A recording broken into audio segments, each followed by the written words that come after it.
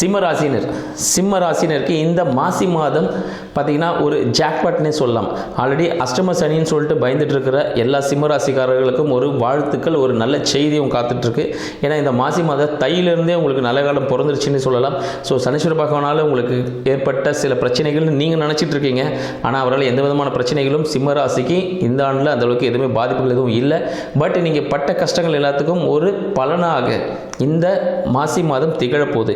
Already தை மாதத்துலேயே உங்களுக்கு start ஆன விஷயங்கள் எல்லாமே உங்கள் நண்பர்கள் மூலமாக, வாழ்க்கை துணையின் மூலமாக, இல்லை உங்கள் பார்ட்னர்னு சொல்லக்கூடிய ஒரு மூலமாக பார்த்தீங்கன்னா உங்களுக்கு தானாகவே எல்லாம் வந்து கை கொடுக்கக்கூடிய ஒரு விஷயமாக மாறுபடுது. நீங்கள் பேசினாலே அது பணமாக மாறும் அப்படின்ற விஷயம். மார்க்கெட்டிங் துறையில் இருக்கவங்க, கலைத்துறையில் இருப்பவர்களுக்கெல்லாம் பார்த்தீங்கன்னா இந்த காலகட்டம் பிரகாசமான ஒரு காலகட்டம்னு சொல்லலாம். அரசியல் துறையில் இருப்பவர்கள் மிகப்பெரிய லெவலுக்கு போகிறதுக்கான வாய்ப்புகள் உண்டு. புதிய பொறுப்புகள் உங்களுக்கு கொடுக்கப்படும். புதிய தலைவர்கள் உருவாவதற்கான வாய்ப்புகள் இந்த காலகட்டத்தில், இந்த மாசி மாதத்தில் ஏற்பட போகிறது.